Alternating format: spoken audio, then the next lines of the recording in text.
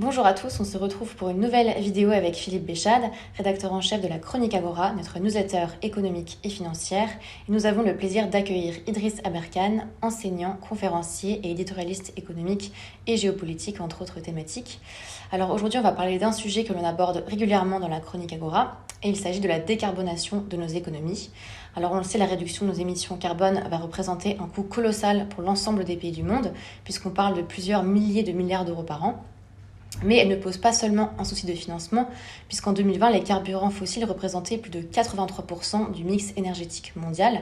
Alors Idriss, est-ce que selon vous, il est possible d'imaginer de cesser de brûler du gaz, du charbon et du pétrole dans les années à venir, sans pour autant détruire des secteurs entiers de notre système industriel? Alors, c'est une très bonne question. Si on avait vraiment voulu, si on s'était mis en mode Jules Verne, avec le grand positivisme technologique qui présidait à la fin du 19e siècle, et qu'on avait fait ça à travers tout le 20e, oui, sans aucun problème, on aurait pu. Est-ce que ça aurait été bon pour la planète? Ça, c'est un autre débat. Mais on a tout un tas de solutions en réalité qui auraient pu nous permettre de décarboner. Alors, et le pire, c'est qu'elles sont là depuis vraiment très longtemps, ces solutions. Vous pouvez prendre par exemple le béton de chanvre, les biobétons en général. La construction, c'est 30% des émissions de CO2 mondiales, 30%. Et là, je parle vraiment que des émissions. Et si en plus vous séquestrez, alors ça veut dire que vous allez enlever plus que 30% du CO2 mondial, puisque si vous produisez un béton qui séquestre le CO2, vous allez encore plus réduire votre empreinte. Encore une fois, j'ai pas dit que c'était forcément une bonne chose. Je suis pas forcément dans la doxa qui dit qu'il faut impérativement tout décarboner, tout azimut. Mais si on avait voulu, on aurait pu. Donc vous avez le béton de chanvre, le béton de Miscanthus. Vous avez une agriculture qui peut séquestrer le carbone sous terre aussi. Alors vous avez notamment le Kernza, qui est une céréale qui a été déposée par le Land Institute avec l'agronome américain Wes Jackson. Et c'est une céréale qui a la particularité d'avoir un système racinaire plus de 1000 fois plus dense et plus profond que les céréales classiques, donc ça séquestre un max de carbone aussi. Et en plus, c'est une plante pérenne, donc on la ressème pas. Et puis si maintenant on parle vraiment de la question de l'énergie, bah, il faut se rappeler un truc simple, c'est qu'il n'y a pas de pays riche à basse consommation énergétique. Ça n'existe pas. Vous regardez les graphiques, vous regardez par exemple, vous mettez XY dans l'axe des X, l'axe des Y, vous mettez le PIB par habitant sur l'axe des Y, disons, et sur l'axe des X, vous mettez la consommation énergétique, et vous verrez que c'est complètement corrélé. Il n'y a pas de pays riche à basse énergie. Donc, si vous voulez être un pays à basse énergie, il faut accepter d'être un pays pauvre. Et je suis pas sûr que toutes les populations le voient comme ça.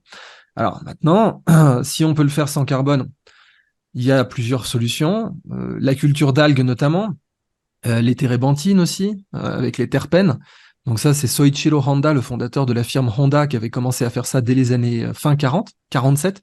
Soichiro Honda, il brevette une moto qui tourne à la térébenthine, il l'appelle la cheminée, et c'est ça qui va le rendre riche d'ailleurs. Ensuite, les Américains vont inonder le Japon de pétrole à bas prix, donc il n'aura plus besoin de faire de l'innovation comme ça. Mais Honda a commencé avec une moto qui était à carburant carbone négatif. Parce que la térébenthine, l'avantage, c'est qu'on coupe pas l'arbre. C'est pas comme un biodiesel de maïs ou un biodiesel de canne à sucre. On coupe pas l'arbre, donc on séquestre plus de carbone qu'on en libère quand on fait tourner le carburant. Et puis donc, bah, vous avez la culture d'algues que la Corée fait très bien aujourd'hui. Et la culture d'algues, elle vous permet de faire du biodiesel, elle vous permet de faire de l'aliment pour le bétail. Et juste enfin, en conclusion, on n'a même pas parlé du nucléaire. Mais même sans parler de la fusion, vous avez la filière thorium, et la filière thorium, on a au minimum dans le monde 2000 ans, et c'est vraiment le minimum là que je vous sors, en fait c'est plutôt proche de 5000 ans si on veut aller dans les chiffres très précis, mais je vais vous donner un chiffre simple à retenir. On a au minimum en réserve de thorium mondial 2000 ans de consommation énergétique mondiale au rythme actuel. Donc oui, si on avait vraiment voulu le faire correctement, on aurait pu. Est-ce que c'est bon pour la planète? Encore une fois, ça se débat. C'est un peu trop simple de dire qu'il y a une corrélation aussi directe entre le taux de CO2 dans l'atmosphère et les températures ou le niveau de la mer. Mais maintenant, évidemment, pour rendre la parole à César, à savoir Philippe Béchade, on a vraiment fait tellement de conneries plutôt que d'investir dans le thorium, plutôt que d'investir dans le béton de chanvre, plutôt que d'investir dans les carburants à base d'algues ou de térébenthine, qu'on est parti sur des filières comme l'éolienne, etc.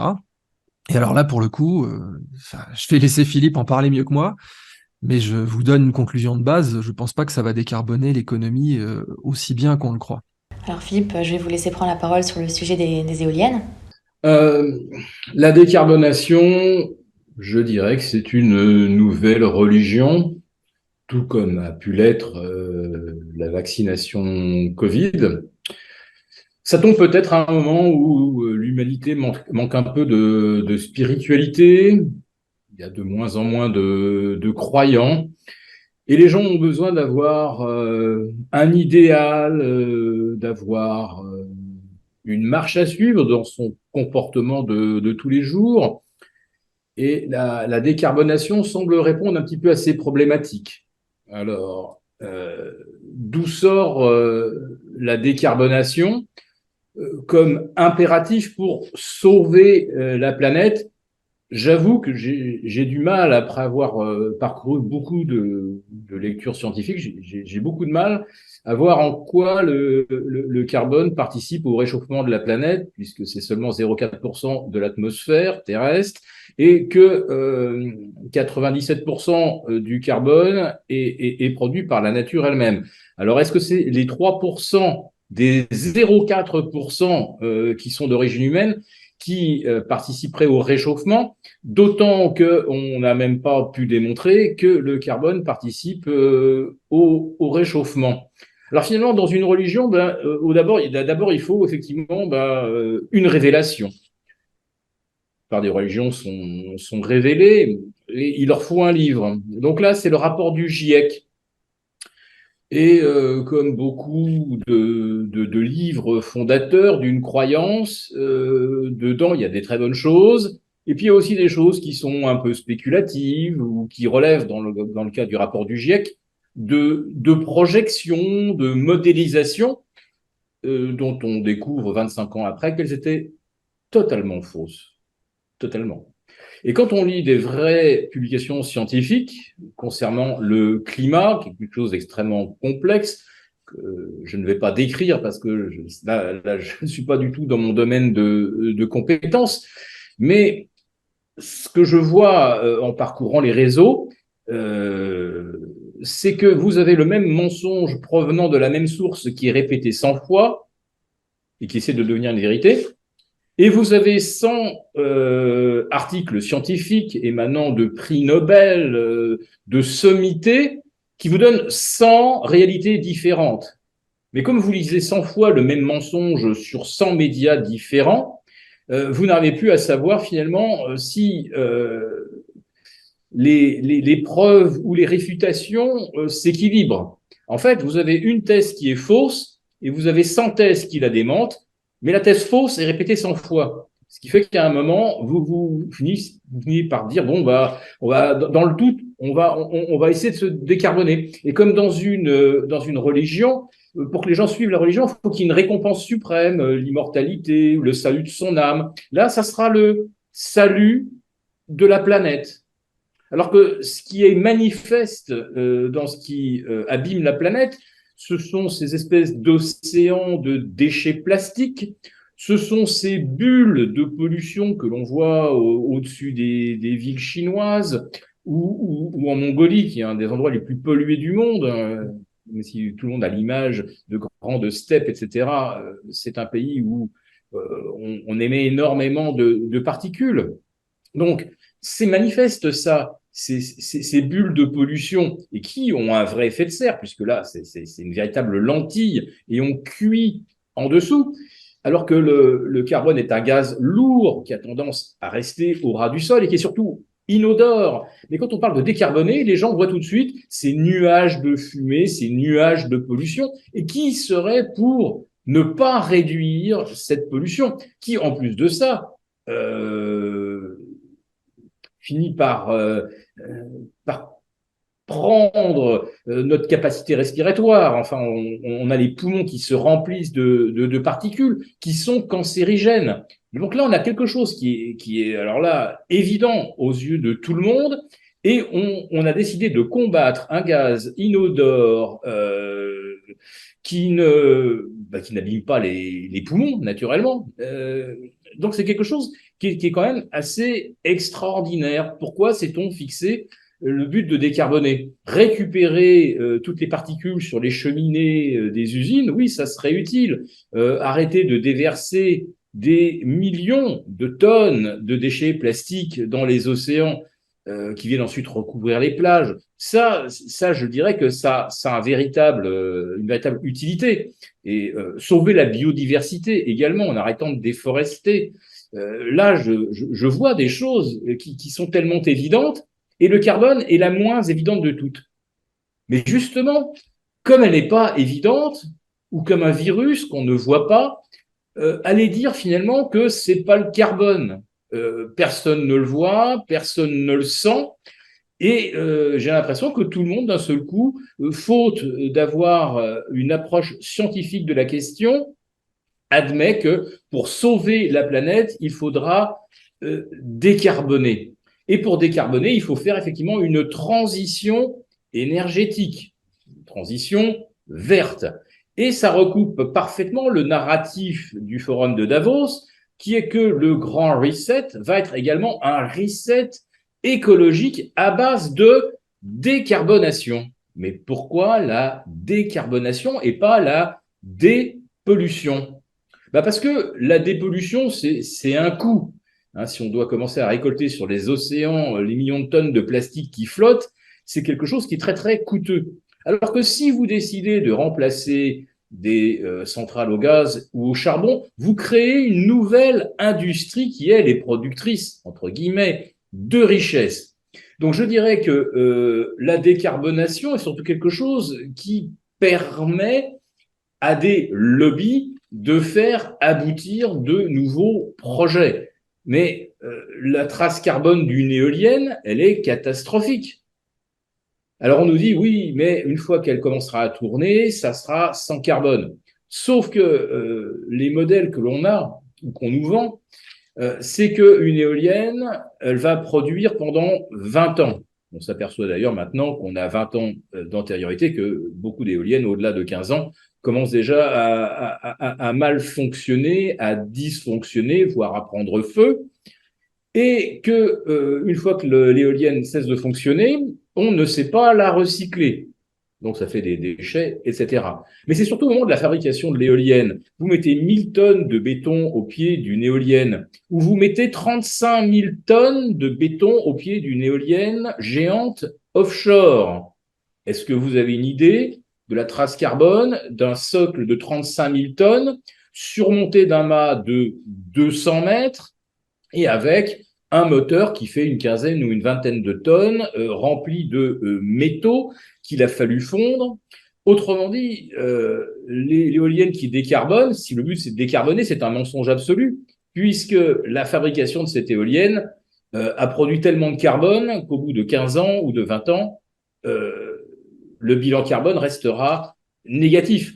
Même chose pour un véhicule électrique. À sa fabrication, il faut beaucoup plus de carbone.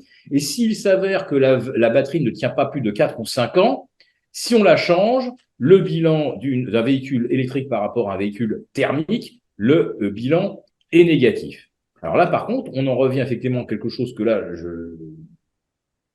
je valide, c'est que si les véhicules arrêtent de circuler en émettant des particules dans les villes, véhicules, camions, etc., oui, effectivement, nous allons respirer un air meilleur, moins nocif pour nos poumons. Mais est-ce que ça va avoir décarboné la planète? Alors là, excusez-moi, mais j'ai vraiment un très, très gros doute. Et alors, quels sont les intérêts vraiment politiques de cette planification écologique? Idriss, si tu veux répondre. Avec plaisir, mais je voulais replacer ça dans le contexte un peu général, parce que Philippe a expliqué que c'était une religion. Il a tout à fait raison. Dans une religion, déjà, on a toujours tort.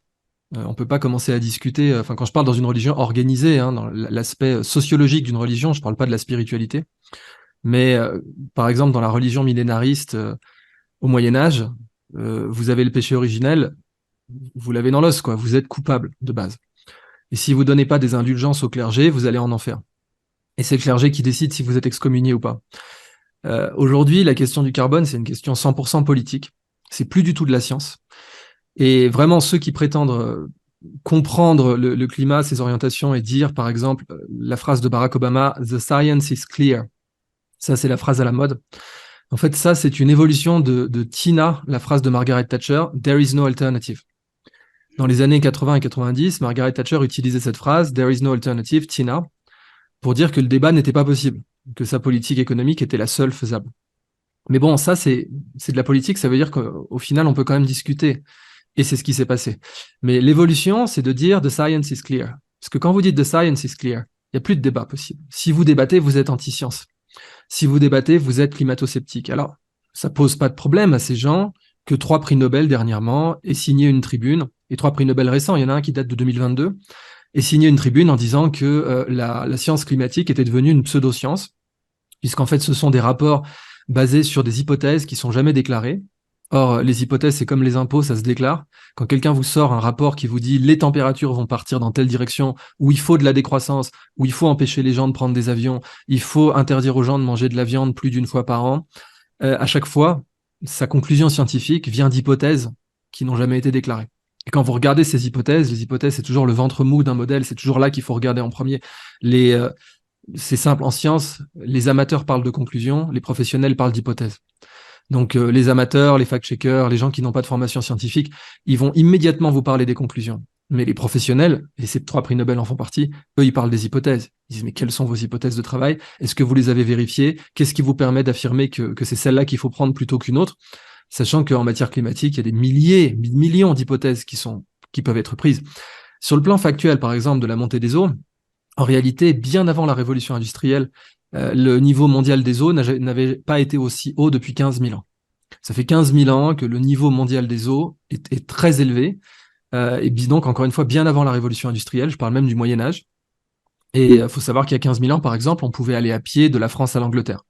Ça s'appelle le Doggerland. On a des restes, on a des tombes, des bateaux qui ont été exhumés, des barques, des canoës, de nos ancêtres qui vivaient dans ce Doggerland, qui étaient les grandes plaines marécageuses, inondables, qui recouvraient le territoire entre Dunkerque et Londres aujourd'hui, même entre le Danemark et Londres. Toute cette zone-là était accessible à pied. Il y a 15 000 ans, on pouvait faire Malte, Sicile à pied aussi. Donc c'est des fonds qui font à peu près 200 mètres de profondeur, et on pouvait faire ça à pied il y a 15 000 ans. Donc aujourd'hui, plutôt, les niveaux de l'eau n'ont jamais été aussi élevés, mais bien avant la révolution industrielle. Et le risque qu'on pourrait avoir, d'ailleurs, si on prenait d'autres hypothèses qui sont pas moins crédibles que celles du GIEC ou celles du Club de Rome ou celles d'autres rapports, le risque réel, un des risques tout aussi réels qu'on pourrait avoir, ce serait une nouvelle ère glaciaire. Ça serait catastrophique. Ce serait un arrêt du Gulf Stream. C'est ce qu'on appelle la circulation thermohaline dans le monde. En fait, la planète Terre est parcourue par des grands courants sous-marins qu'on appelle thermo-halins parce qu'ils sont formés quand les icebergs se forment. Donc thermos, ça veut dire la température, et halos, ça veut dire le sel. Quand les icebergs se forment, ils expulsent de l'eau salée, qui est plus lourde et froide, et donc elle va au fond de l'eau, elle crée une pompe, et cette pompe crée un mouvement d'eau qui va ensuite aller jusque dans des latitudes chaudes, par exemple les Caraïbes, et le cas du Gulf Stream, c'est une veine thermohaline en particulier qui se crée en Arctique, et qui ensuite va jusque dans les Caraïbes se réchauffer. Et c'est grâce au Gulf Stream qu'en Europe, on peut faire du vin, par exemple, que la France peut faire du champagne, qu'on a des vins en Moselle. On n'aurait pas du tout ça si jamais il n'y avait pas le Gulf Stream. Notre agriculture s'effondrerait, on aurait une ère glaciaire, etc. Les fjords norvégiens, c'était des blocs de glace géants qui ont creusé ça dans la roche. Et si jamais on avait une nouvelle ère glaciaire, tous ces pays-là seraient inhabitables. Et ça, c'est des risques climatiques qui, pour le coup, sont aussi réels, peut-être même plus d'ailleurs, que ceux qu'on nous présente aujourd'hui. Donc, on a l'aspect religion. Il faut armer nos lectrices et nos lecteurs d'armes intellectuelles. Il faut leur apprendre que quand on dit « the science is clear », ça, c'est pour les amateurs. Alors, l'avantage, c'est qu'il y a plus d'amateurs que de professionnels dans le monde. Donc, les amateurs regardent les conclusions et ça leur permet de se prendre pour des scientifiques. Donc, comme les fact-checkers ou autres, ça leur permet de se prendre pour des scientifiques parce qu'ils regardent des conclusions, ils les répètent. C'est plus facile de faire ça que de faire un doctorat. 8 ans d'études, c'est plus compliqué quand même. Mais quand on est un vrai scientifique, la première chose qu'on regarde, c'est les hypothèses. Et comme ces hypothèses, elles sont techniques, compliquées, eh ben, elles vont vous perdre immédiatement. Et c'est exactement comme les fondamentalismes religieux au Moyen-Âge, avec les mouvements extrémistes musulmans ou chrétiens ou même talmudistes, où vous aviez des minorités qui rendaient le texte religieux incompréhensible, qui faisaient en sorte que personne puisse l'interpréter sauf eux, et qui du coup pouvaient donner toutes les conclusions qu'ils voulaient, du genre « tu vas cramer en enfer si tu me donnes pas ta fortune ». Bah, aujourd'hui, c'est « tu vas faire cramer la planète Terre si tu me donnes pas ta fortune ». Mais c'est littéralement le même mécanisme, simplement comme on a utilisé la science, qui aujourd'hui est plus à la mode que la religion, beaucoup de gens s'en rendent pas compte. mais le mécanisme est absolument le même. Donc les armes intellectuelles à donner, c'est ça. Rappelez-vous qu'un modèle ne compte que par ses hypothèses, pas par ses conclusions. Les conclusions, ça vaut rien. Les hypothèses, ça vaut tout. Donc ça, si les gens doivent pouvoir analyser des modèles, c'est ça qu'il faut leur apprendre en premier lieu. Apprenez-leur que there is no alternative à évoluer en the science is clear. Mais dans les deux cas, c'est de la bullshit. The science, elle est pas claire du tout. Le consensus scientifique, il faut mettre les pieds dans le plat. Ce terme est un oxymore, et n'importe quel scientifique sérieux vous le dira. La science n'a jamais progressé par consensus. Je vais même vous donner un exemple précis. Il y avait une loi en Indiana, au 19e siècle, qui voulait déclarer que pi valait 3,2. Donc vous avez des sénateurs, vous avez des législateurs qui sont réunis en Indiana et qui ont passé la Indiana Pi Bill, qui ont dit pi vaut 3,2, et si vous dites le contraire, on vous met une amende. C'est consensuel. Bon bah non, pi vaut pas 3,2, pi vaut même pas 3,1416, pi est une succession illimitée de digits parce que c'est un nombre irrationnel, et ça c'est la science. Maintenant, s'il y a des gens qui font un consensus en disant c'est 3,2, ça change rien, parce que la vérité, elle s'en fout du consensus. Le consensus, c'est un instrument de gouvernance. Ça, c'est intéressant d'avoir du consensus quand on veut gouverner, c'est important. Je suis d'accord, vous êtes à Athènes dans l'Antiquité, c'est bien que toute la population participe aux décisions de la cité qui peut les amener à avoir la ville qui brûle avec les guerres médiques, ou la ville qui est ruinée, ou les murs qui sont effondrés avec la guerre du Péloponnèse quand Sparte prend Athènes.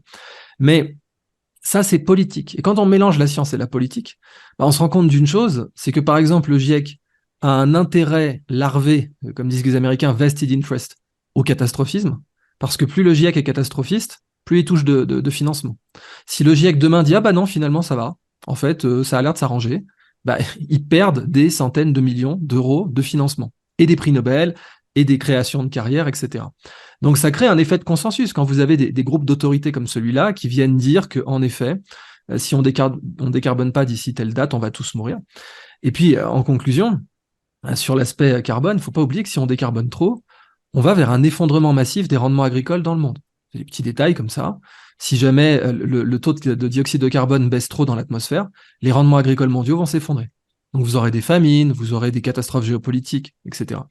Et ça, les lobbies qui bénéficient au catastrophisme, les lobbies millénaristes qui utilisent cette pseudo-science comme on utilisait la pseudo-religion au Moyen-Âge, sont pas forcément conscients du fait que si jamais on appliquait vraiment leurs préconisations, on pourrait se retrouver vers une famine mondiale, des risques géopolitiques majeurs, des guerres. Il y a une forme d'inconscience liée à tout ça. Oui, parce que quand on essaie de suivre aveuglément des conclusions qui ne sont pas scientifiques, on est obligé de couper sa conscience. D'abord, on coupe la contradiction. Donc on a tous les scientifiques qui s'interposent, comme ces prix Nobel qui sont discrédités. Alors, avec les mêmes méthodes classiques de marketing négatif. Vous savez, par exemple, le marketing normal, c'est quoi? C'est vous associer à un produit quelque chose que les gens désirent. Vous voulez vendre une bière, vous l'associez à une jolie blonde, comme ça le cerveau croit qu'il a eu la jolie blonde quand il a acheté la bière. Mais quand vous faites du marketing négatif, et ça se fait en politique, vous associez à votre ennemi quelque chose de négatif. Donc vous cherchez un nombre d'étiquettes négatives, ça peut être complotiste, ça peut être anti-science, ça peut être anti-progrès, ça peut être extrême droite, ce que faisaient d'ailleurs les soviétiques. Quand le débat, il avait expliqué, quand le débat n'avançait pas, ils disaient bon, appelez le bourgeois, on n'en parle plus. Donc quand un camarade disait quand même, il y a des inégalités, on est censé être marxiste, les Sibériens sont pas aussi bien éduqués que les moscovites, bourgeois. Et on pouvait plus discuter. Là, quand quelqu'un dit non, mais en fait, les conclusions du GIEC, elles sont basées sur des hypothèses qui sont plus que discutables, qui ont été choisies alors qu'on aurait très bien pu en prendre d'autres, qui sont pas moins légitimes. Et il faut garder à l'esprit qu'on a les risques climatiques existent, mais qu'on ne sait pas du tout dans quelle direction ils peuvent partir. D'ailleurs, pour vous donner un exemple simple, aujourd'hui en physique, on ne sait pas analyser le mouvement d'un double pendule. Vous prenez un pendule, vous mettez une masse au bout d'un fil, vous mettez au bout de ce pendule un autre pendule, et bien ça fait 400 ans, c'est du temps de Descartes, qu'on ne sait pas le résoudre analytiquement. On ne sait pas résoudre les équations différentielles du double pendule. Alors, dire qu'on sait résoudre les équations différentielles du climat, qui sont des équations différentielles à 30 inconnus, je plaisante pas, si on veut faire des modèles un peu sérieux, c'est 30 inconnus. Là, pour le double pendule, c'est 2 paires d'inconnus, 4 inconnus. Les équations différentielles du climat, c'est au moins 30. Donc, me dire qu'on arrive à résoudre des équations différentielles aux dérivées partielles sur 30 inconnus analytiquement, avec des conclusions de science is clear, des conclusions que Barack Obama nous présente comme si vraiment c'était la gravité, comme si c'était quelque chose d'indiscutable, c'est mentir aux gens. Il faut être très clair. Et qu'est-ce que les États ont à gagner de la décarbonation? Est-ce qu'il y a aussi pas une forme de contrôle qui s'impose, qui est plus important et qui leur permet de gagner un peu de pouvoir aussi sur la population? Philippe, je pense que tu peux répondre à ça. Qu'est-ce que les États ont à gagner là-dessus? Comme dans tout dogme, religion, l'État qui s'allie à la religion s'assure le contrôle de la population. Quiconque aujourd'hui critique ou démonte pièce par pièce les modèles du GIEC en montrant à quel point toutes les projections et modélisations se sont avérées quasiment toutes fausses. Mais si vous le faites, vous êtes traité d'hérétique, complotiste, pardon. Donc on est vraiment dans le fonctionnement tel que l'a décrit Idriss, effectivement, d'une religion. Et dans une religion, quand vous êtes effectivement le pécheur, vous péchez contre la planète, contre Gaïa, Gaïa qui, la pauvre, peut pas se défendre toute seule. Donc heureusement qu'il y a des gens qui ont décidé de prendre sa défense. Et vous qui avez péché contre le climat, vous allez devoir faire pénitence. Et ces pénitences vont surtout être pécuniaires, mais pénitence ne serait que une solution partielle si, avec la pénitence, il n'y avait pas obéissance. Et il va falloir que vous obéissiez aux directives du clergé climatique ou du clergé politique. Et ces pénitences, c'est tout simple, elles vont être pécuniaires. Il y a 3 ans, le coût du kilowatt facturé aux particuliers, aux boulangers, à l'artisan, c'était quoi, 12 centimes du kilowatt. Là, le tarif au 1er août va augmenter de 10% à 24 centimes du kilowatt. Je rappelle que EDF produit toujours le kilowatt à 6 centimes. Donc, on va dire que le juste prix pour les pêcheurs que nous sommes, les pêcheurs contre le climat, ça devrait être 10 centimes. Ça laisse déjà une marge de 40 à EDF, ce qui est pas si mal. Tous les business ne font pas 40% de marge. Et aujourd'hui, on se retrouve donc à 24 centimes le kilowatt, probablement 30 à la fin de l'année, avec le jeu des on supprime le bouclier tarifaire, donc petit à petit, on va augmenter de 10% en 10%. On va atteindre les 30 centimes le kilowatt, 5 fois le coût de production EDF. Et ça, on va nous expliquer que c'est le coût de la décarbonation et du sauvetage de la planète. Voilà, pauvres pêcheurs, c'est pas gratos de sauver la planète. Pour construire des cathédrales, il fallait aussi donner son obol. Donc là, on va construire des cathédrales sous forme de forêts de mâts avec des pales qui tournent ou des champs de panneaux photovoltaïques. Ce sont nos cathédrales du 21e siècle. Et il faut que chacun cotise pour avoir ces merveilles qui nous coûtent cher, certes, mais il faut sauver la planète. Et si vous ne pensez pas qu'il le faut, c'est que vous êtes un hérétique. Donc, vous serez effectivement frappé de propagande noire pour emprunter à la terminologie de la scientologie, où effectivement, vous serez obligé de faire votre autocritique pour revenir à l'époque soviétique. Donc, en fait, quand on regarde vraiment aujourd'hui de façon très, très froide, ce que c'est que la décarbonation, c'est du pognon piqué aux citoyens lambda, qui n'a évidemment pas son mot à dire, mais on lui explique que si sa note d'électricité a triplé ou quadruplé, eh bien, il y a quand même une récompense suprême, c'est de se dire qu'il participe au sauvetage de la planète. Et pendant que nous construisons des éoliennes, chaque jour en Inde, en Chine, s'ouvre une nouvelle centrale au charbon.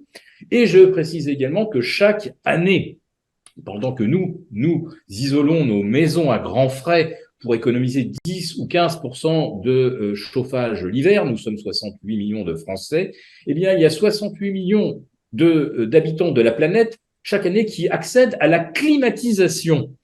Et eux, ils sont dans des pays chauds. Ce qui veut dire qu'une fois qu'ils ont allumé la climatisation, c'est pas comme nous qui éteignons le chauffage au mois de mars et qui le remettons en octobre. Ceux qui aujourd'hui accèdent à la climatisation, une fois qu'ils l'ont lancé, elle va rester toute l'année. Donc, on peut toujours, nous, en Europe, se décarboner autant qu'on veut. Ça n'a absolument, en plus de ça, strictement aucun impact sur le climat planétaire.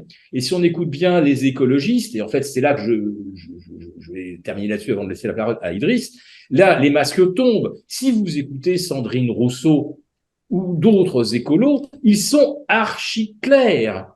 Tout ce qui est carboné doit être taxé. Tous les comportements qui participent à la carbonation doivent être sanctionnés et les comportements doivent être encadrés. C'est clair, c'est dit de façon la plus claire. Si vous participez à la carbonation, vous serez mis à l'amende et votre comportement devra être rectifié. Donc, vous prendrez moins l'avion, moins votre voiture, vous baisserez encore le chauffage chez vous l'hiver, pendant que dans tous les pays chauds, des dizaines de millions de clims s'allument chaque année et pour l'éternité. Et nous, on gobe tout. Et en fait, plus on nous contraint, plus on nous contrôle, j'ai l'impression que plus les gens aiment ça. Ben voilà, ça a remplacé la religion. Vous faisiez votre prière le matin, le midi, le soir, vous vous agenouillez. Et comme disait Descartes, agenouillez-vous 100 fois, et au bout de la 100e fois, vous croirez.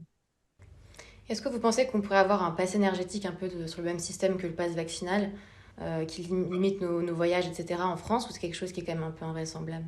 Et c'est exactement ça, on y va tout droit. Je ne sais pas ce qu'en pense Idriss. Ouais, je suis complètement d'accord. On va tout droit vers le pass énergétique. En fait, l'avantage de la bullshit climatique, et j'insiste, hein, en reniant pas le fait que la science du climat existe pour de vrai, les sciences du climat existent pour de vrai, et qu'il y a des risques environnementaux et climatiques réels dans le monde, certains d'ailleurs qui sont même pas d'origine humaine, hein. Si vous avez des risques volcanologiques, par exemple, hein, si le supervolcan de Yellowstone rentre en éruption, vous avez à peu près 1,5 pied de cendres sur toute la surface des États-Unis en moyenne. Donc là, la géopolitique mondiale est bouleversée, vous avez un effondrement systémique. C'est des choses extrêmement graves qui peuvent arriver. Si le supervolcan du Vésuve entre en éruption aussi, vous avez l'Europe qui est rayée économiquement de la carte. Donc les risques climatiques existent pour de vrai, et à force de s'intéresser à des inventions bureaucratiques, on oublie que ce genre de risque peut exister, et que certains d'ailleurs sont vraiment pas du tout d'origine humaine. Le supervolcan de Yellowstone, il entre en éruption quand il veut, ça dépend pas de nous, et c'est pareil pour le supervolcan du Vésuve. Et puis les rayonnements solaires, si jamais on a une hausse systémique des rayonnements solaires, là la température globale va augmenter sérieusement, et ça peut être des coups de 5 à 10 degrés dans les cas les plus extrêmes, et ça dépendra pas de nous. Mais en effet, comme l'a expliqué Philippe, en fait, créer de la culpabilité à partir de rien, ça vous permet de présenter la note à des gens. Donc vous pouvez leur confisquer des choses. Alors, les libertés publiques, ça c'est le passe carbone. Donc on vous dira, voilà, vous n'avez le droit enfin il y a des tickets de rationnement, vous n'avez le droit qu'à un vol par an, ou un vol par vie. Non, maintenant on n'en est plus là. Ça sera un vol par vie. Voilà. Aller-retour, pour voyager, pour voir le monde, un vol par vie. Tout le reste, vous irez prendre vos vacances en Ardèche, comme l'a dit un influenceur. Donc, ça vous permet de confisquer des choses. C'est ça qui est génial, en fait. Et c'était le cas des indulgences à la Renaissance. Vous avez rien fait, vous devez rien à personne, et il y a un type qui arrive qui dit, en fait, tu me dois 2000 écus. Enfin, tu dis, mais j'ai rien fait, j'ai quoi pour 2000 écus? Non, tu me dois 2000 écus, t'es coupable. T'es coupable, c'est la fin du monde, si tu veux pas mourir, la peste, c'est de ta faute, etc. Donc c'était pareil, hein, quand il y avait les grandes épidémies, c'était la faute de gens. Donc ça pouvait être la faute des juifs, ça pouvait être la faute des morts, ça pouvait être la faute des femmes, ça pouvait être la faute des rousses. Donc Marie-Constance, désolé, au Moyen-Âge, c'était mal barré, quoi. Donc bon, c'est de la faute de quelqu'un, on lance un truc, et on peut confisquer après. Les Qatars, par exemple, c'était de leur faute. Bon, je sais pas trop ce qui était de leur faute, hein, mais c'était de leur faute. On a confisqué leur route commerciale, on a confisqué leur propriété. Et aujourd'hui, en créant de la faute à partir de rien, alors avant, c'était la Bible l'a dit, ce qui était même pas vrai, évidemment, c'était une interprétation pétée de la Bible, et c'est pour ça qu'on a eu la réforme, c'est pour ça qu'on a eu des tentatives même de réforme au sein de l'Église catholique, pas seulement les protestants, de dire, en gros, ça serait pas mal si les gens pouvaient lire la Bible eux-mêmes pour se faire leur propre idée. Aujourd'hui, quand on dit ça serait pas mal si les gens pouvaient analyser les modèles du GIEC eux-mêmes pour se faire leur propre idée, ou analyser les politiques, on leur dit, ah non, vous n'avez pas honte, vous n'avez pas le niveau pour ça, vous n'êtes pas sanctionné, même quand ce sont des prix Nobel qui parlent. Et donc, l'énorme avantage, c'est que ça permet de présenter une facture out of thin air, quoi. C'est gratos, on sort, on dit tu me dois 10 000 balles, tu me dois tes libertés. Et les libertés, ça vaut plus cher qu'un compte en banque, parce que les libertés, c'est des gens qui sont morts les armes à la main pour les avoir. Donc les libertés de circuler, les libertés d'entreprendre. Bon, ça, tu me le dois, et tu peux rien dire, parce que sinon, tu es anti-science, complotiste, canoniste, bouffeur de chatons. Et c'est vraiment là-dessus qu'il faut armer le public. Et dans les publications Agora, je les aime beaucoup pour ça, parce que vous êtes une publication financière, vous êtes là pour aider les gens à faire des choix éclairés en regardant leur patrimoine, concernant leur patrimoine, pardon pour l'anglicisme regardant. Mais c'est ça, en fait, il faut armer les esprits. Il faut leur expliquer qu'il y a du scam, il y a de l'arnaque. L'arnaque, c'est de dire non, non, mais tu me dois ça, parce que tu as un péché originel, et si on décarbone pas, voilà ce qui va se passer. Et donc, en effet, le PAS, la société de contrôle, est une conséquence immédiate de ça, avec des comptes. On dira, vous avez dépensé tant de carbone aujourd'hui, etc., qui vont permettre de limiter les libertés à tous les étages. Donc, que ce soit manger de la viande ou se déplacer, utiliser des ordinateurs demain. On va dire, bah non, vous avez le droit qu'à telle puissance de calcul. Quand on vous donne un petit ordinateur, puis c'est tout. Et on peut arriver en fait vers une dictature climatique très rapidement, où au nom du bien général, toutes les dictatures sont au nom du bien général. Hein. Alors, le nazisme, c'était au nom de l'hygiène raciale en Europe, et les Juifs ont été exterminés parce qu'on considérait qu'ils étaient sales génétiquement, notamment. Donc dans Mein Kampf, c'est clairement écrit, hein, leurs gènes salissent, donc faut les dégager, quoi. Mais c'était pour le bien. Bon. Donc là, il y a un effet tout à fait comparable pour le bien mondial. On va justifier les pires abominations et in fine des famines, voire même de la réduction de population, puisque c'est ce droit vers lequel on va si jamais on décide de décarboner beaucoup trop. Alors c'est vrai qu'on a vu qu'à chaque crise, le gouvernement montrait que les solutions pour y remédier, c'était toujours plus de restrictions de nos libertés. Quelle est la prochaine étape du contrôle? Peut-être qu'on peut se tourner vers la Chine déjà, où la société du contrôle a été implémentée en une dizaine d'années. Hein. Ça a été très très vite. Enfin, l'échelle d'une civilisation, c'est incroyable. L'Empire romain, il est tombé, il lui a fallu 5 siècles pour tomber. L'Empire romain s'est disloqué parce qu'il avait plus les moyens de maintenir sa structure. Je pense que M. Xi Jinping est quelqu'un d'extrêmement cultivé, d'ailleurs comme pratiquement tous les dirigeants chinois, ils sont beaucoup plus que nos dirigeants occidentaux, hein, qui sont tous relativement jeunes, ce qui devrait quelque part aussi des fois nous interroger. À part Olaf Scholz en Europe, vous avez beaucoup de gens qui ont en dessous de la cinquantaine, ce qui n'arrivait pas. Donc, pour en revenir à l'Empire romain, il s'est disloqué, et Xi Jinping sait très bien pourquoi. C'est un bon historien. Donc, lui, il s'accroche au principe confucéen de l'équilibre, du maintien de la structure, de la montagne qui est au centre. Et il a analysé, j'imagine également, le fonctionnement chaotique des démocraties, qui d'ailleurs finissent par se miner de l'intérieur. Et le modèle féodalo-impérial chinois a fait ses preuves. Il a duré beaucoup plus que l'Empire romain, que l'Empire perse ou que l'Empire égyptien. J'ouvre une toute petite parenthèse. À partir de quel moment l'Empire égyptien a-t-il commencé à décliner? Effectivement, il y a probablement eu à un moment des changements climatiques. Il ne faut pas oublier que l'Égypte était le grenier à blé de l'Empire romain. Et d'ailleurs, c'est pour ça que les Romains avaient le plus grand respect pour l'Égypte et que Cléopâtre était la première fournisseuse de blé de l'Empire romain, sans quoi il y aurait eu des famines. Aujourd'hui, c'est l'Ukraine qui fournit du blé à l'Égypte. Pourquoi? En 50 avant Jésus-Christ et jusqu'en 4 ou 500 après Jésus-Christ, on ne faisait pas pousser de blé en Ukraine.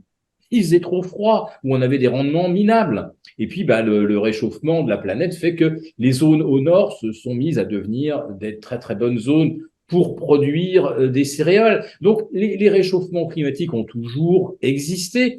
Les civilisations s'en sont toujours accommodées. Et je pense qu'aujourd'hui, les zones les plus peuplées de la planète, ce ne sont pas celles où on va passer de 17 à 19 degrés si on ne fait rien d'ici 2050.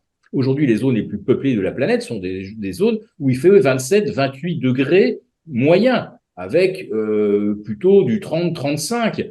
Les pays les plus peuplés de la planète, c'est l'Inde, en termes de densité, c'est Vietnam, c'est Indonésie, c'est le sud de la Chine. Autant de zones où il fait beaucoup plus chaud que chez nous. Mais si on écoute le GIEC, tous ces gens-là devraient déjà être morts.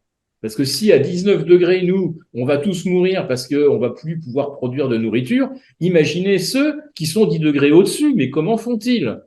Mais ça devrait être une évidence pour tout le monde que les zones les plus densément peuplées et celles où on fait 2-3 récoltes de céréales, de riz, de fruits par an, c'est les zones les plus chaudes. Nous, on n'y est pas encore. Je dirais qu'on peut encore mieux faire.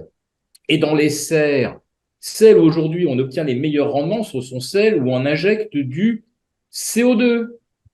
On augmente de 20 à 25% le rendement de serres où on produit de la tomate, des légumes, etc., en remettant du carbone. Donc, chaleur et carbone, c'est quelque chose qui, historiquement, est très positif. Alors bon, ça l'a pas été pour les Égyptiens, parce que là, il y a un problème d'irrigation. Mais si les Égyptiens avaient pu irriguer les hautes terres en direction de la Libye, qui était une région à l'époque qui était très densément peuplée, il y avait une civilisation fantastique entre, on va dire, le Caire, Alexandrie et la Libye. Donc là, ça a été un problème d'irrigation. Mais globalement, le réchauffement climatique, la planète s'en est toujours accommodée. Et aujourd'hui, les zones où il y a le plus de monde, ce sont les zones plutôt chaudes et humides. Et nous, en France, on est dans une zone qui est très humide et qui n'est pas encore chaude. Et juste préciser qu'il nous tombe chaque année une manne de 512 milliards de mètres cubes d'eau, ça nous tombe du ciel, on ne récupère que 1% et on est déjà en train de nous vendre la sécheresse. Alors qu'en Égypte, même du temps des pharaons, du temps des Ptolémées, la dernière de la dynastie, ça fut Cléopâtre, on récupérait 20 ou 25% de l'eau qui tombait du ciel. Si vous allez à Pétra et dans toutes les villes construites par les Nabatéens, il y avait des canaux partout, on récupérait 20%, 25% de l'eau du ciel. Nous, en France, on en récupère 1% et on est déjà menacé de sécheresse. Et les gens gobent ça.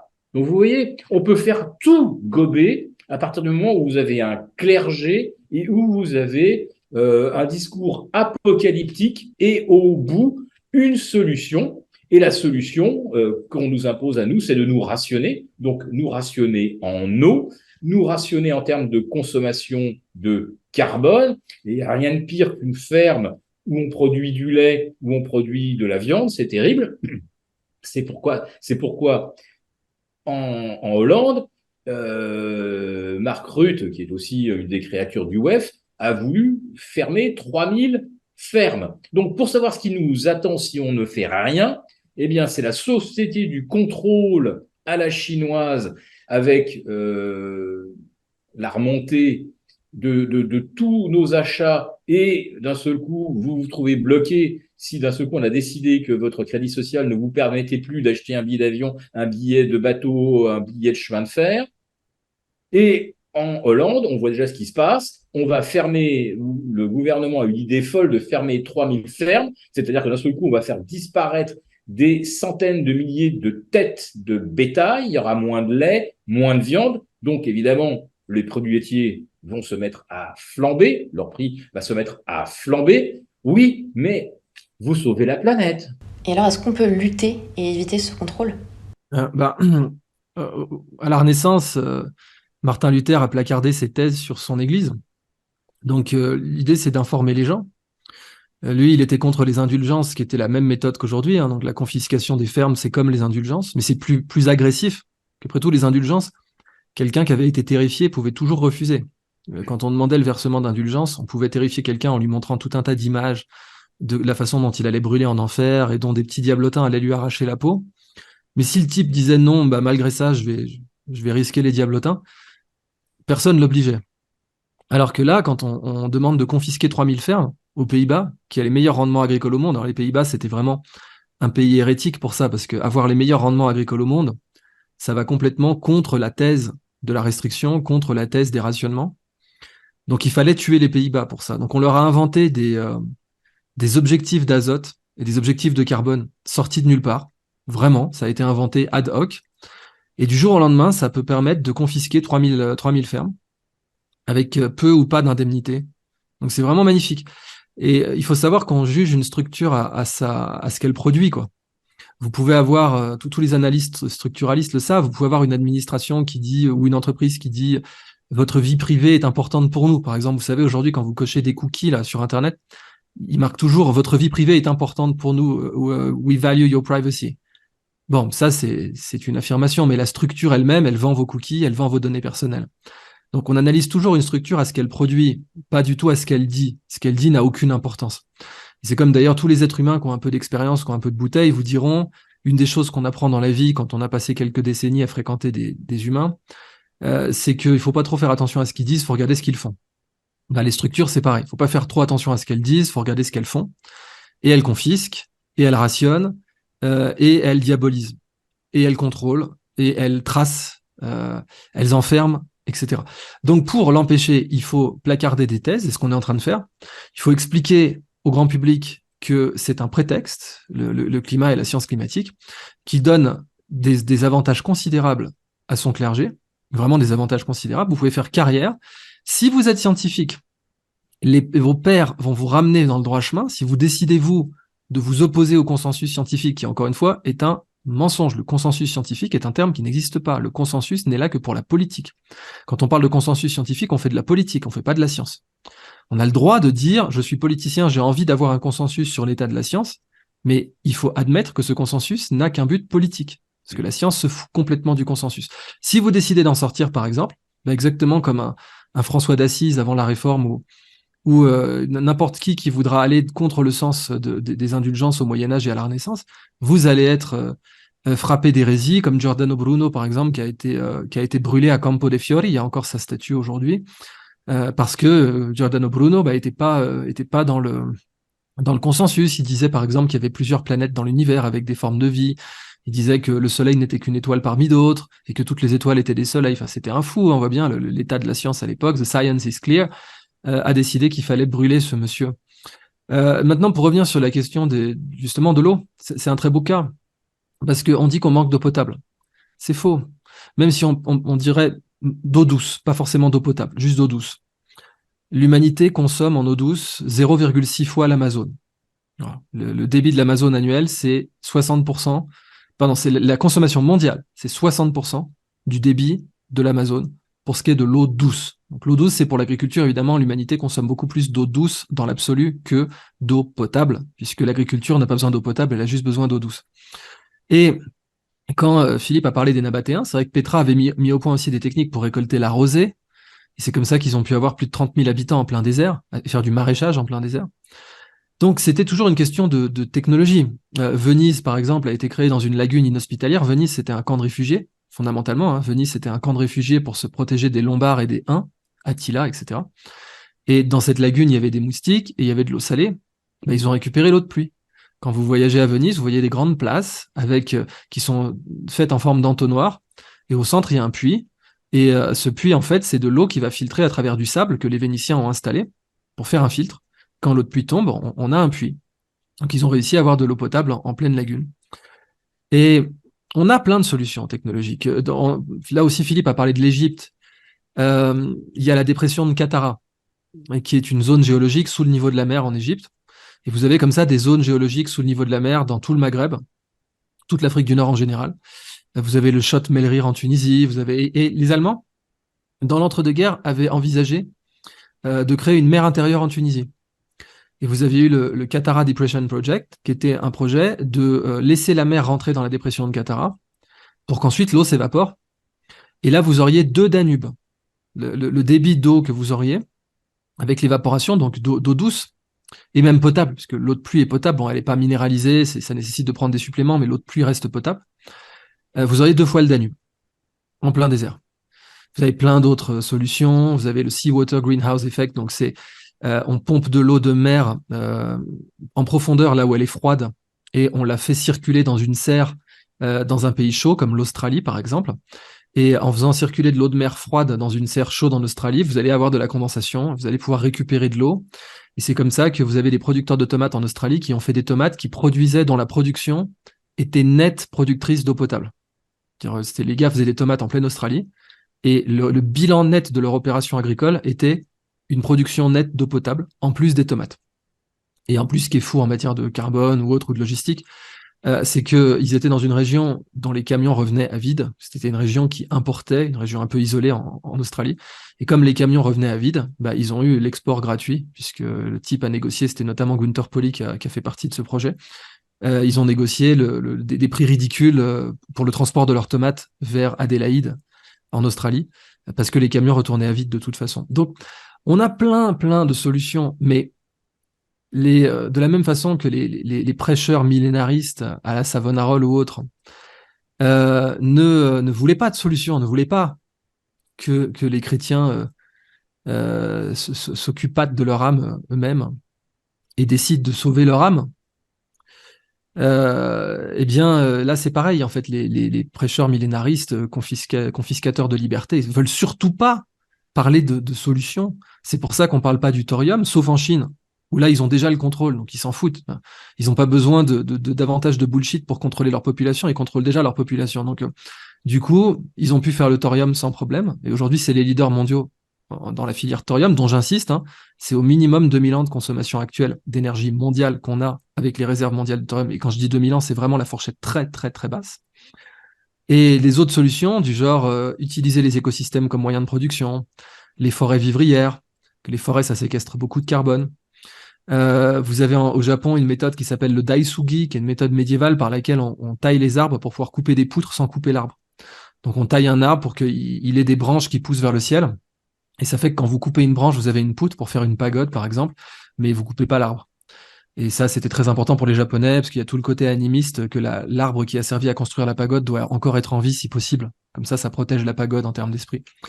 Et puis, vous avez donc tout ce que je vous ai expliqué sur les biodiesels, les biocarburants, même si on veut rester sur un modèle d'hydrocarbures, on n'est pas obligé, mais si on veut, vous avez Elon Musk envoie des fusées dans l'espace avec du méthane. Donc ça, c'est quand même une révolution majeure. Ce méthane peut être... parce qu'avant, les carburants de fusée, c'était des trucs secret défense, c'était des ergols à Toulouse. Vous aviez des espions russes qui essayaient de voler la recette. Bon, Elon Musk, il envoie ça avec du camping-gaz dans l'espace, le mec. Et on peut le produire avec des algues. Et sinon, donc, on a les térébenthines. Je vous renvoie à l'étude de cas de Las Gaviotas qui a été faite par Paolo Lugari en Colombie. Il y avait de la savane prédésertique. Et déjà à l'époque, les meilleurs experts du climat et de l'écologie de l'ONU disaient que c'était physiquement impossible de restaurer de la forêt à partir de la savane. Et donc voilà, ils avaient dit ne cherchez pas, enfin c'est même pas la peine d'essayer en fait. C'est comme cette étude de cas où ils avaient déversé des pelures d'orange et la biomasse a augmenté considérablement et la forêt est repartie. Je crois que c'était au Costa Rica. Là, à Las Gaviotas, ils ont planté des pins des Caraïbes avec des petits trucs, un bricolage, quoi. C'était des trucs à l'arrière des tracteurs, zéro subvention. Et ces pins des Caraïbes ont commencé à créer des ombrages. Ils ont des racines pivotantes très profondes, donc l'eau s'infiltre mieux, donc ça remplit les nappes phréatiques. D'ailleurs, à Las Gaviotas, ils ont mis en place une usine d'eau en bouteille, puisque les nappes phréatiques étaient remplies. Et puis, la sève de ces pins des Caraïbes, c'est de la térébenthine, donc on peut en faire tout un tas de produits dérivés. Et on peut en faire, bien entendu, du carburant, ce qui a été le cas. Donc vous avez une usine de biodiesel à Las Gaviotas, avec leur fameux slogan la mejor manera de hacerlo es decirlo. Je sais que Marie-Constance, tu parles beaucoup mieux espagnol que moi, mais en gros la meilleure façon de le dire c'est de le faire, et ça c'est limite le slogan d'Elon Musk, parce qu'il a passé son temps à faire des trucs dont tout le monde disait que c'était impossible. Mais faire ces études de cas, voilà, pour conclure sur comment briser le joug intellectuel, il faut donner une culture générale. Parce que comme expliquait Peter Drucker, qui est un grand stratège d'entreprise, très cité, il disait la culture, ça bouffe la stratégie au petit déjeuner. Donc, si on veut libérer les peuples, les patrons de PME, les entrepreneurs, etc., de la bullshit confiscatrice du GIEC ou autre, il faut créer chez eux une culture d'études de cas qui permet de montrer qu'il y a des alternatives sérieuses, qu'on peut rentrer dans une économie, ce que j'ai appelé dans mes travaux une économie polienne, une croissance polienne. Donc la croissance polienne, c'est quoi? C'est une croissance consommatrice nette de déchets. C'est vrai que les déchets, c'est un problème. Philippe Béchade en a bien parlé. Les patchs de plastique dans les océans, le téflon aussi, qui aurait dû être interdit. Ça reste dans le corps à vie, le téflon. C'est quand même assez fou, hein, juste pour avoir le droit d'avoir une poêle qui colle pas, on se met du micro-téflon dans le corps à vie, à life. Et donc, les microplastiques, hein, on consomme à peu près une carte de crédit toutes les 2 semaines en microplastique quand on habite pas loin de la mer. C'est quand même un truc de barge. Et tout ça, ça devrait être réglé. Mais les décroissantistes, eux, ce qu'ils nous proposent, c'est peut-être 0 déchet dans 30 ans. Peut-être. Et d'ici là, on aura peut-être tous des passes. Et les gens comme Gunther Pauli, Fridtjof Capra, Janine Benyus, Hélène MacArthur, eux, ce qu'ils nous proposent, c'est faire du déchet négatif maintenant. La croissance polienne, c'est par exemple si si un enfant nous demandait, comme le Petit Prince, dessine-moi une usine. Aujourd'hui, on dessinerait des toits pointus, une cheminée, de la fumée qui sort. En fait, il faut créer un avenir où la fumée, elle rentre. Il faut créer un avenir où on consomme les déchets. Alors, les Chinois le faisaient déjà pour l'encre de Chine. C'est anecdotique, mais c'est pas des gros volumes. Mais l'encre de Chine, c'est du noir de fumée. C'est du smog, c'est littéralement du smog. Si vous commandez de l'encre de Chine sur Amazon, vous verrez à quel prix c'est vendu. En fait, c'est du smog condensé, le truc. Et on pourrait créer une économie qui consomme activement les déchets. Et on a plein d'exemples. Et Philippe Béchade est un bon connaisseur de l'histoire. À Rome, on avait Vespasien qui vendait l'urine aux tanneurs. Et c'est de là que vient l'expression « l'argent n'a pas d'odeur ». Il vendait l'urine aux tanneurs. Rome était ruinée après l'incendie de Rome du temps de Néron. Et Vespasien est arrivé, il voulait assainir Rome. Il y avait la malaria, on pensait que ça venait de l'air. Malaria, ça veut dire le mauvais air. Et il a décidé de faire des toilettes publiques qui seraient rentables dès le premier pipi, et il y est arrivé en vendant le pipi au tanneur. Et son fils se foutait de sa gueule, il disait quand même, papa, son fils c'était Titus, je crois. Il disait, papa, c'est pas classe, t'es l'empereur, tu vends de la pisse. Et un jour, il lui a amené une caisse d'argent, il lui a dit, qu'est-ce que t'en penses? Vas-y, sens-le, fais-moi plaisir, sens-le. Ça sent rien, papa, c'est de l'argent, ouais. Ce que tu viens de sentir, c'est les recettes hebdomadaires de la vente d'urine à Rome. L'argent n'a pas d'odeur, pecunia non olet. Donc, c'est la sagesse qui manque. On a plein de solutions. Et si on veut libérer les peuples, il faut diffuser un maximum d'études de cas, d'histoires qu'on réussit. Vous pouvez être sûr que ces études de cas vont être attaquées par les prêtres millénaristes. Vous pouvez être certain. Ils vont arriver et dire non, ça marche pas, c'est pas si simple que ça. Oui, d'accord. Mais c'est pas si simple que ça marche aussi pour vos modèles à la con. Hein. C'est pas si simple que ça. Mais bon, vous allez voir un réflexe de caste et de dissonance religieuse si vous amenez ces études de cas, qui sont des études de cas à déchets négatifs, mais il faut impérativement les diffuser auprès des populations pour pas qu'elles se fassent dominer intellectuellement par les millénaristes séquestrateurs. Alors, vous avez parlé du Forum économique mondial. On sait que beaucoup de directives proviennent de cette sphère-là. Ils avaient pour projet, il y a quelques années, d'implémenter une forme de monnaie mondiale. Est-ce que c'est toujours un projet qui est d'actualité ou pas du tout? Monnaie mondiale, non, puisqu'on voit que l'émergence du yuan, probablement adossée alors, crée une alternative au dollar qui était la monnaie monde, et qui va donc aujourd'hui n'être plus que la monnaie du G7, et je dirais même pas du G20, puisque vous avez l'Inde, le Pakistan, l'Indonésie, qui aujourd'hui acceptent de commercer entre eux, non plus en dollars, mais dans leur monnaie respective. Donc la monnaie unique mondiale, c'est fini, on oublie le concept. C'est-à-dire dans la zone euro ou la zone États-Unis, Mexique, Canada, on peut très bien imaginer effectivement qu'il y aurait une monnaie commune basée, on ne sait même pas aujourd'hui si ce sera sur une blockchain ou pas. Hein, je précise que les banquiers centraux ne nous ont pas encore dit, et la BRI qui supervise en fait depuis là-haut tout ce qui fait dans les autres banques centrales, ils n'ont pas encore arrêté véritablement le support technique d'une future monnaie numérique. On ne sait pas si ça sera une monnaie blockchain ou pas. Et la nuance est très importante parce qu'effectivement, c'est à partir d'une monnaie blockchain que vous pouvez décider à ce moment-là que sur une partie de salaire qui vous est versé ou votre pension de retraite, il y a X% pour les carburants, X% pour le loyer ou payer ses traites de prêts immobiliers, X pour la nourriture, etc. Donc, si on ne va pas vers une monnaie numérique adossée à une blockchain, on gardera, on va dire, une certaine autonomie. Mais Idriss a parlé de l'argent qui n'a pas d'odeur. je dois dire que c'est exactement le principe que suivent ceux qui nous vendent des éoliennes, des panneaux photovoltaïques ou de la décroissance. Et là, on va peut-être parler là, pendant quelques minutes d'argent, peut-être plus que de contrôle. Combien coûte la transition énergétique? Bon, déjà là, on le voit sur nos notes d'électricité, elles ont triplé et vont peut-être bientôt quadrupler par rapport à l'avant-guerre en Ukraine. En fait, les coûts de l'électricité flambaient déjà à l'automne 2021, puisqu'on avait déjà passé allègrement à plusieurs reprises la barre des 400 euros le mégawatt. Donc, le coût de l'électricité, c'était déjà quelque chose qui est en train de flamber. Et aujourd'hui, à combien se chiffre la décarbonation, aller vers le net zéro à l'horizon 2050? Bien, vous avez en France des gens qui se sont penchés sur la question, payés bien sûr par nos ministères, et eux, ils arrivent probablement à quelque chose qui tourne autour de 70 milliards par an. Très facile, ça fait 1 000 euros par Français. Le gouvernement d'Elisabeth Borne, lui, est beaucoup plus modeste, en fait, puisque lui, il alloue 7 milliards par an à la transition, c'est-à-dire 100 euros par Français. Bon, les Français qui payent leur note d'électricité savent d'ores et déjà que ça va leur coûter beaucoup plus que 100 euros par an de plus par rapport à 2022 et même par rapport à 2021. Donc déjà, les Français, ils se font drôlement taxés. Et puis, on va leur demander, pour consommer moins d'électricité, d'isoler davantage. Donc, dépenser encore énormément d'argent pour remettre 15 cm d'isolant sur les murs. On perd à peu près 1 m² par pièce si on met 15 cm sur deux côtés de la pièce. Donc ça, c'est une super affaire.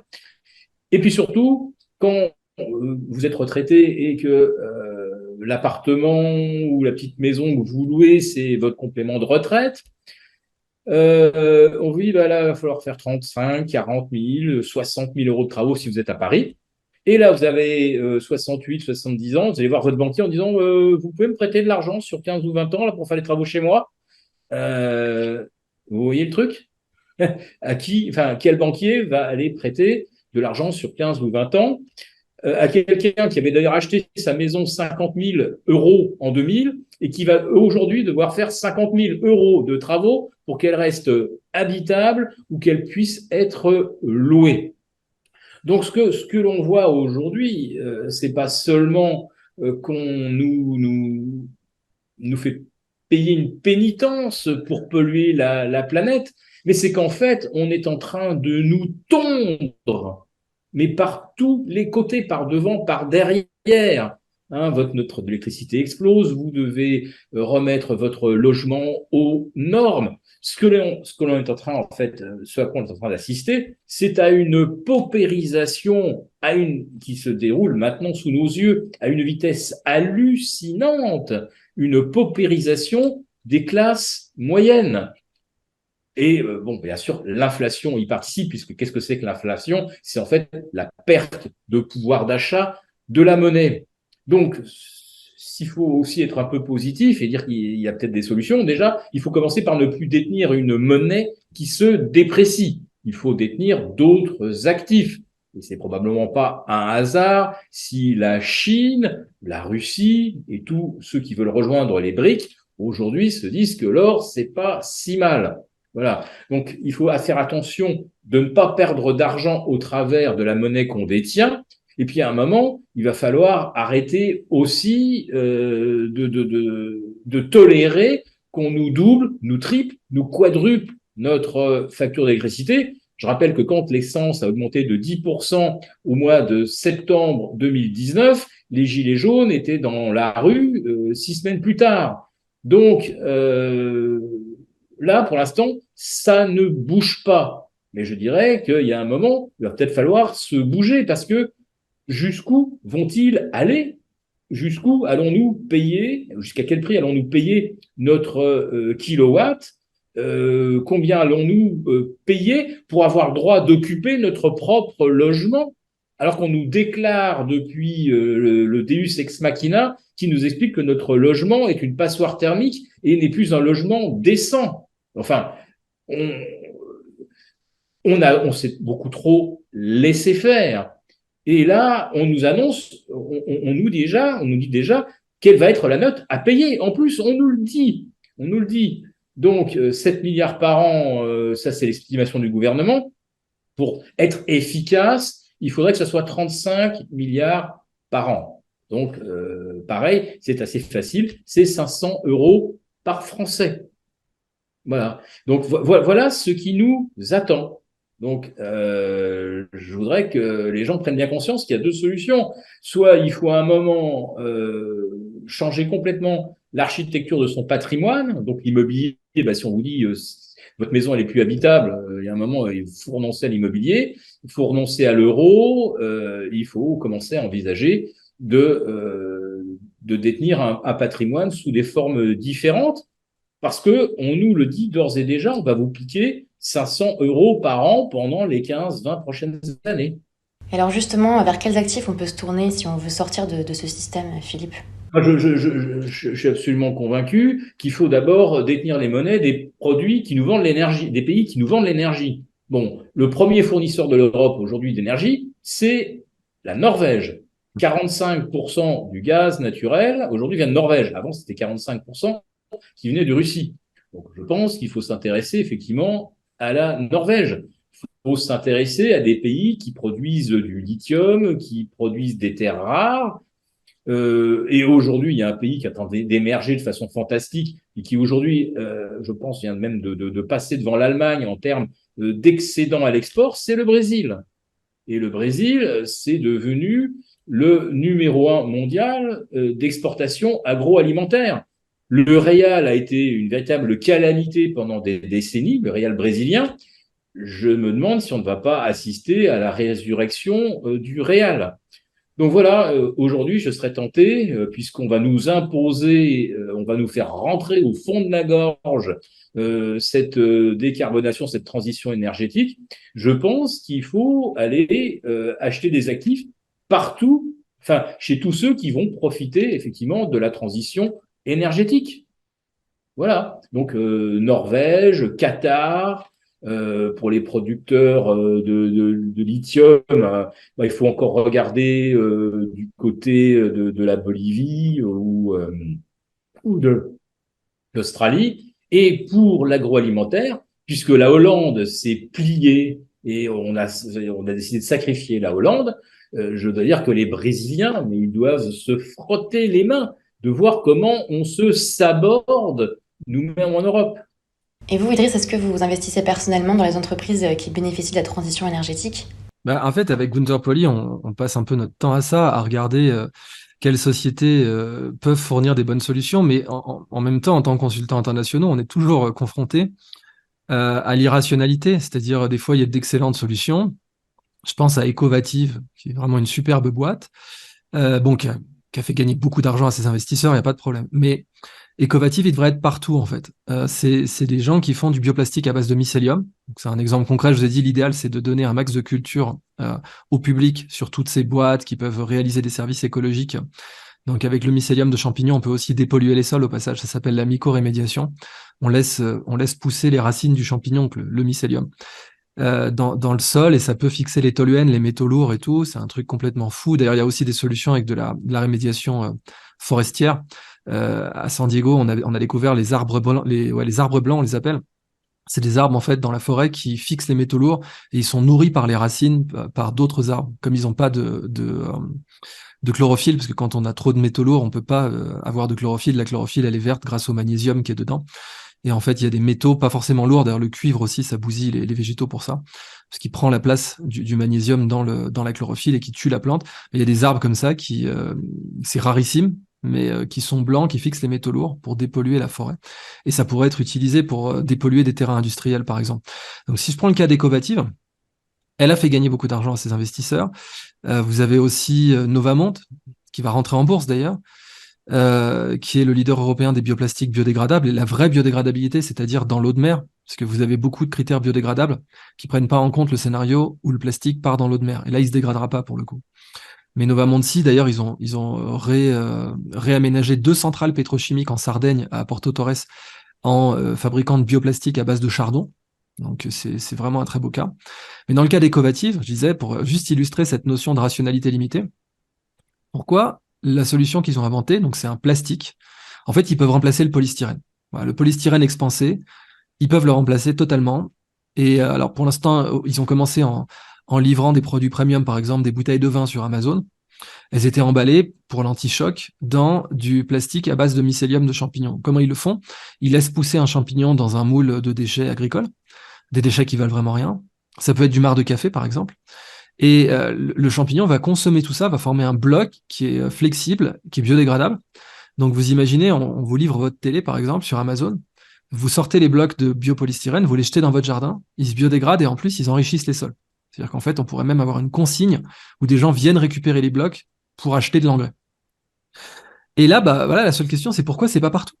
Comme les bétons de chanvre et les bétons de miscanthus dont j'ai parlé au début, ça fait 40 ans qu'on connaît ces solutions. Et le béton de chanvre et le béton de miscanthus, on peut les couler maintenant. Donc c'est pas, on n'a pas l'excuse de dire non, mais c'est un truc de niche, on peut faire que des maisons avec, on pourrait jamais faire de gratte-ciel. Non, non, on peut faire ce qu'on veut avec. Et ça fixe 30%, enfin l'industrie de la construction, c'est 30% de la production de CO2 mondiale. Et les Chinois coulent plus de béton en 2 ans que toute la consommation de béton américaine dans tout le XXe siècle. Donc de 1900 à 2001, les Américains ont coulé moins de béton que 2 ans de consommation chinoise. Donc on voit plein de solutions, mais et ça fait partie de la rationalité limitée des phénomènes d'auto-culpabilité, d'autodestruction, de syndrome de Stockholm, etc. C'est-à-dire que une fois que vous avez suffisamment convaincu les gens qui doivent se sentir coupables, si vous arrivez en leur donnant une solution où ils ne sont pas obligés de se flageller, ils vont avoir l'impression qu'ils n'ont pas fait le travail. C'est comme ça que les Aztèques pouvaient buter des gens. Si vous aviez eu un réformateur, par exemple, on a eu ça dans les religions celtes.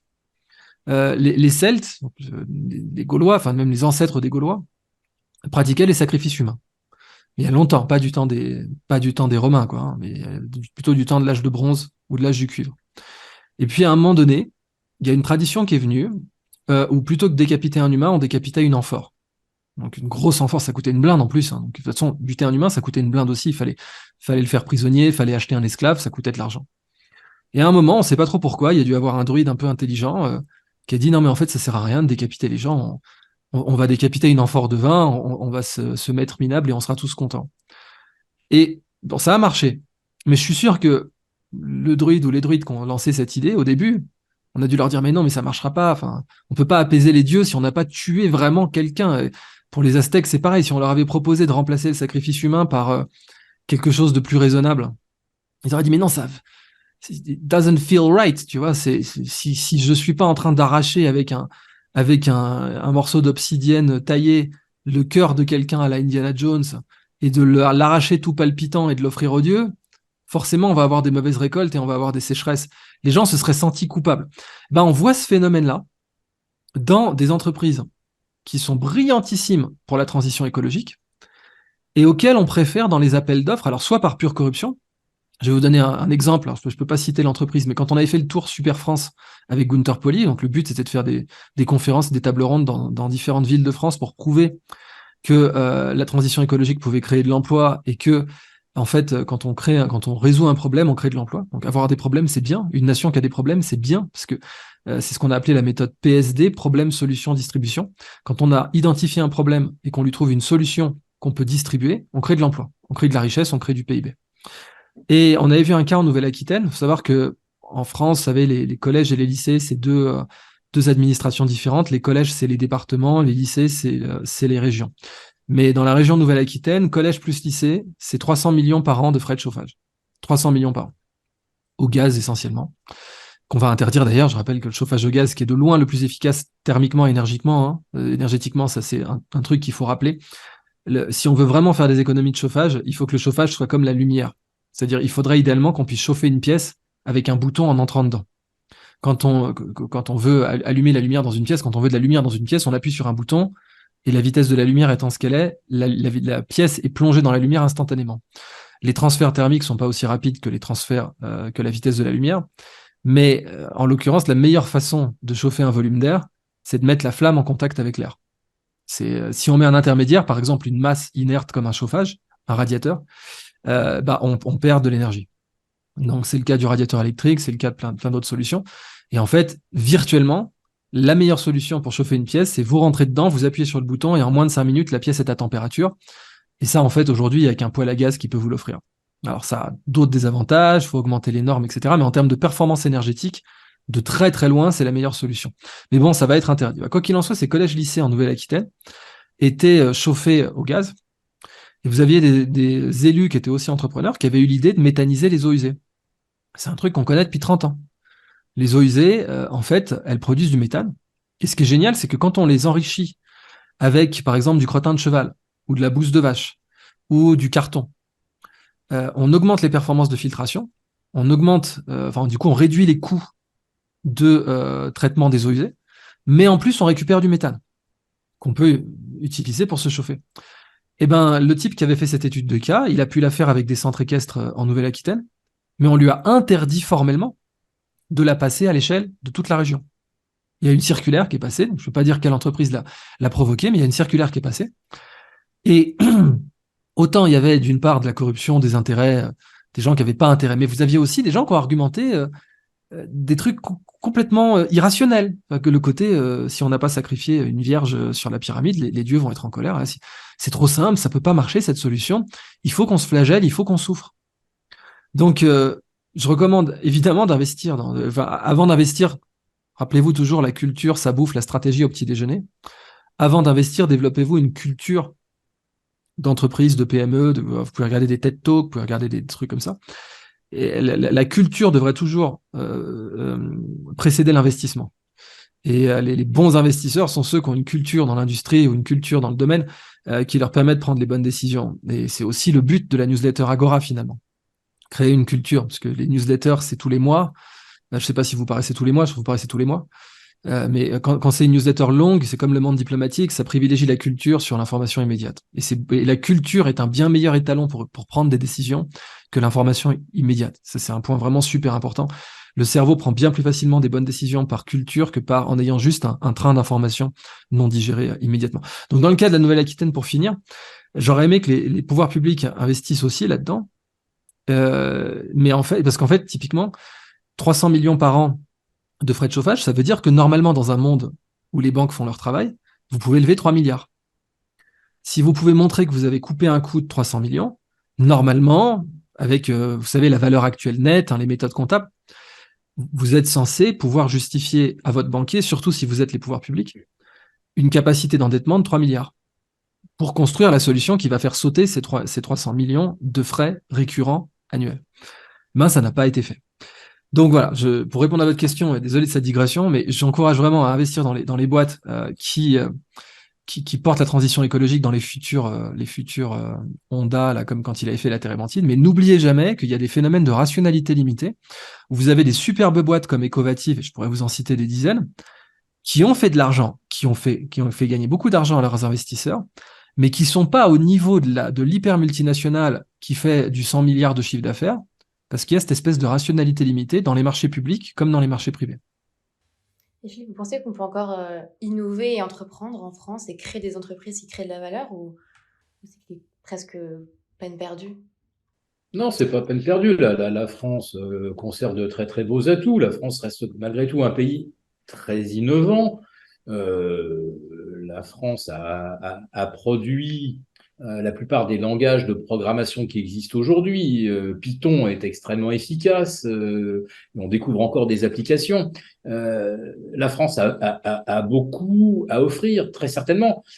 Industriellement, on va avoir maintenant on a l'énergie la plus chère d'Europe en Europe. Voilà, en France, on a l'énergie la plus chère en Europe. On avait la moins chère il y a 15 ans, avant que M. Sarkozy n'accorde aux Allemands la création d'un marché commun de l'électricité, la création d'une fausse concurrence et le démantèlement quelque part de notre industrie nucléaire. Donc là, les Allemands nous ont détruits une deuxième fois 60 ans après la Seconde Guerre mondiale.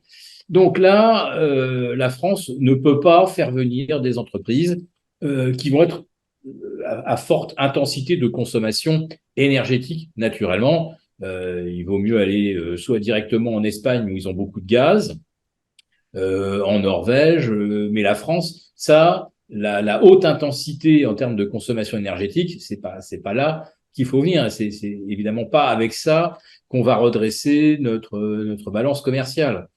Alors, ce qui est un petit peu angoissant, par contre, c'est qu'on était également numéro 1 en Europe en termes d'exportation de produits agricoles. Aujourd'hui, on est devenu importateur net. Et comment en est-on arrivé là?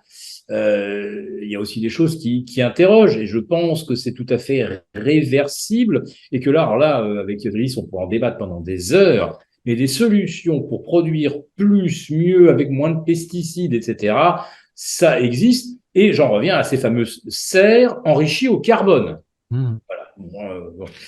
Alors maintenant, pour être assez concret par rapport à ceux qui nous suivent et qui cherchent des solutions d'investissement, évidemment qu'en France, il va falloir rechercher toutes les entreprises innovantes qui ont des solutions donc de valorisation des déchets, de valorisation à tous les niveaux, soit en tant que matériaux, soit en tant que source d'énergie.